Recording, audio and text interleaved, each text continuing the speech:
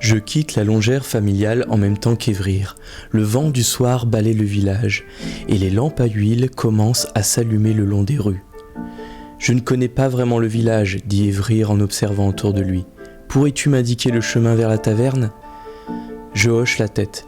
Je t'accompagne, suis-moi, c'est à peine à quelques centaines de mètres. Nous marchons côte à côte sur les rues en terre battue, le silence ponctué par le bruissement des herbes et le bruit lointain des habitants qui rentrent chez eux. Arrivé à la taverne, je pousse la porte et le réchauffement de l'air, chargé de rire et de fumée, nous enveloppe. Evrir s'arrête, un peu intimidé par l'agitation. « Merci, Kalar, dit-il en s'installant à une table près du foyer.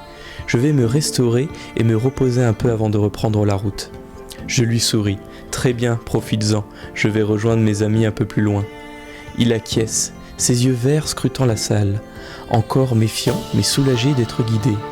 Je me détourne et me fraye un chemin à travers la foule jusqu'à la table de mes compagnons. La taverne est bondée, remplie de visages familiers. Tavnar, Corvar, Eldar et Lizar tournent la tête à mon arrivée, leurs visages s'illuminant. Ils sont regroupés autour d'une table en bois, des chopes vides éparpillées entre eux. Tavnar lève sa chope, un large sourire aux lèvres. « Kalar, on se demandait quand tu allais montrer le bout de ton nez, coincé dans une réunion avec tes parents, hein ?» Lizar hoche la tête avec compassion, ses yeux pétillants de curiosité. Je m'assois à leur table, prenant une chope de bière. Une nouvelle importante, mes amis. Le messager royal n'exagérait pas. Le seigneur de Myridor, le beau-frère du roi, est mort. Son fils a pris le contrôle de la ville.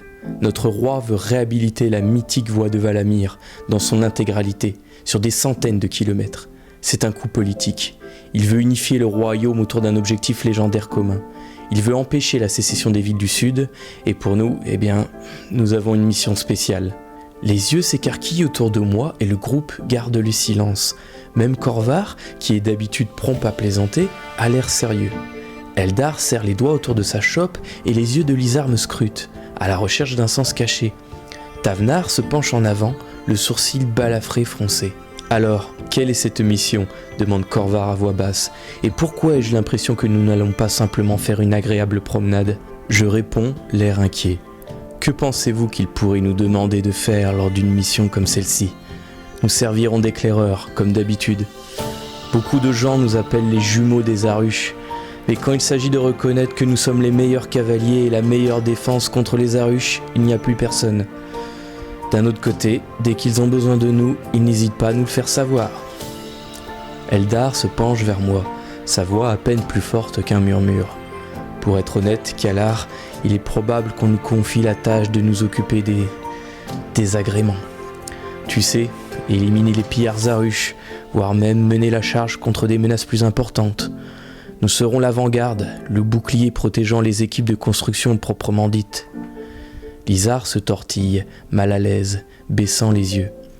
Tavnar ricane. « Ouais, parce que rien ne vaut mieux que d'envoyer une bande d'éleveurs de chevaux devenus éclaireurs dans la gueule du loup pour montrer qu'on est officiellement mandaté. » Corvar se frotte le menton d'un air pensif. « Mais bon, si quelqu'un peut s'en charger, c'est bien nous, n'est-ce pas les gars ?» Il sourit à Lizar. « Alors où est le piège ? Que nous offre le roi en échange de nos âmes ?» Je réponds, après avoir avalé une bouchée de pain et m'être frotté les yeux. « Tu connais mieux que moi les promesses habituelles des grands seigneurs. Terre, titres, récompenses. Sauf que nous savons aussi que ce ne sont pas souvent les plus méritants qui sont les mieux récompensés. Alors j'ai l'intention de prendre ce qui nous revient de droit cette fois-ci. Je n'attendrai pas d'être récompensé. Nous serons les éclaireurs de cette mission périlleuse, première arrivée, premier servi. » Le silence retombe dans la pièce, l'atmosphère s'alourdissant. Tavnar sourit, sa cicatrice s'étirant sur sa joue. « Oh, voilà qui est mieux, Kalar, prendre les choses en main, j'aime ça. » Eldar se tortille, visiblement partagé. Mais n'est-ce pas du vol, au détriment de la couronne ? Lizar se mord la lèvre, l'air inquiet. Et si on se fait prendre ? Corvar, cependant, pose bruyamment sa chope sur la table, un large sourire illuminant son visage. « Ah, au diable le risque de se faire prendre. Tu as raison, Kalar, il est temps de prendre ce qui nous appartient. Si nous ne le faisons pas, quelqu'un d'autre le fera, c'est certain. » Je réponds, posant ma chope et me redressant. Je me fiche complètement d'eux. Depuis trop longtemps, on nous prend pour des gardes frontières sans rien nous donner en retour. Combien d'entre nous ont perdu des amis en repoussant les hordes de Zarush? Nous sommes en première ligne. Profitons de cette mission. Et ne comptez pas sur un déroulement parfaitement réglé, à commencer par les sudistes, qui tenteront certainement de faire échouer ce projet ou de le détourner à leur profit. Tavnar craque ses jointures. Ah, enfin quelqu'un qui dit ce qu'il faut dire. On en a marre d'être le bouclier et la lance, de se prendre toujours la pire part. Eldar pousse un soupir, son idéalisme en lutte avec son pragmatisme. Mais on ne devrait pas au moins essayer de rester dans le cadre, si on se fait prendre? Lizar secoue la tête et l'interrompt. Eldar, réfléchis, si tout le monde va jouer sale, ne devrions pas nous-mêmes nous y préparer? Corvar éclate d'un rire tonitruant, manquant presque de renverser sa chope. Voilà mon gars, Lizar, il a tout compris. Et Kalar, t'as raison, les sudistes vont tenter de saboter tout ça. Faut qu'on soit plus malin, plus discret, prendre ce qu'on peut, quand on peut. Je reprends la parole, déterminé. Je vais préparer les messages ce soir, pour les envoyer aux villages alentours, afin qu'ils nous envoient leurs meilleurs cavaliers. Je compte sur environ 60 hommes, assez pour être une force conséquente, mais encore rapide.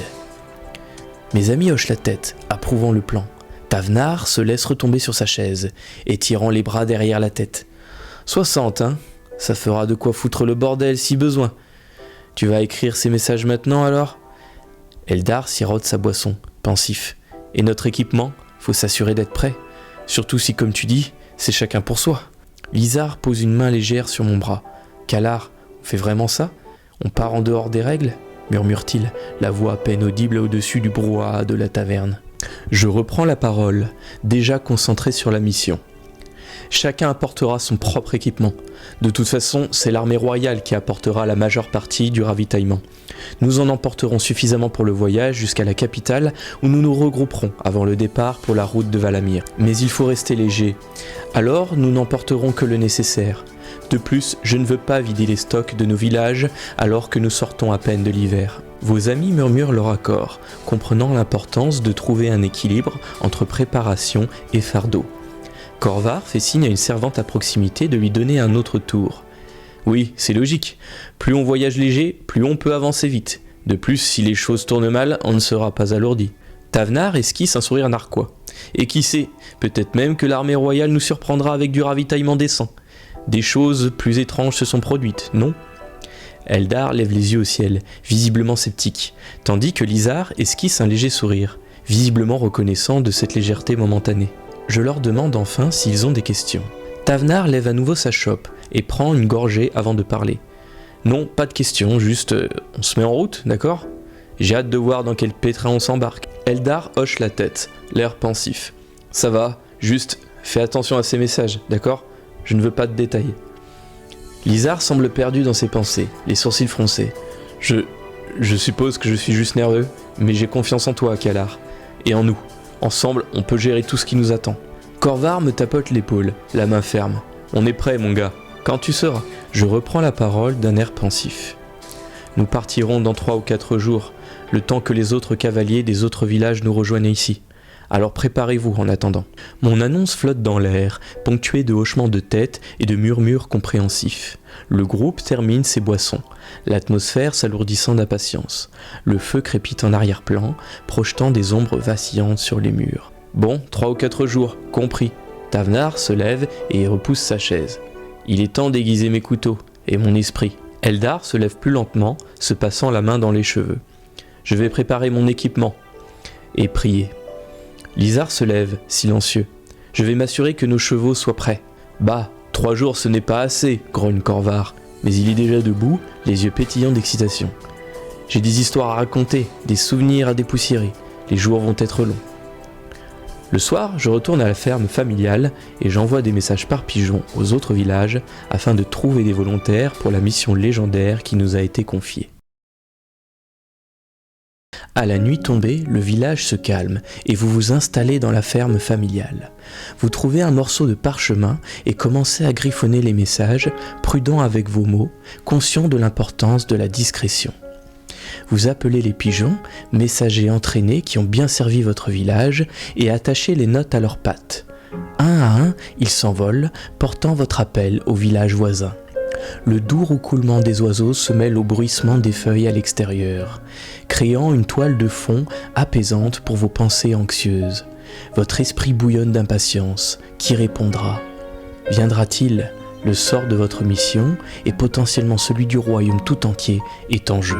De retour dans votre chambre, éclairée seulement par la faible lueur des braises, vous attendez, attendant les réponses qui façonneront le cours de votre voyage, attendant l'arrivée des cavaliers, prêts à se joindre à votre cause, attendant l'inconnu.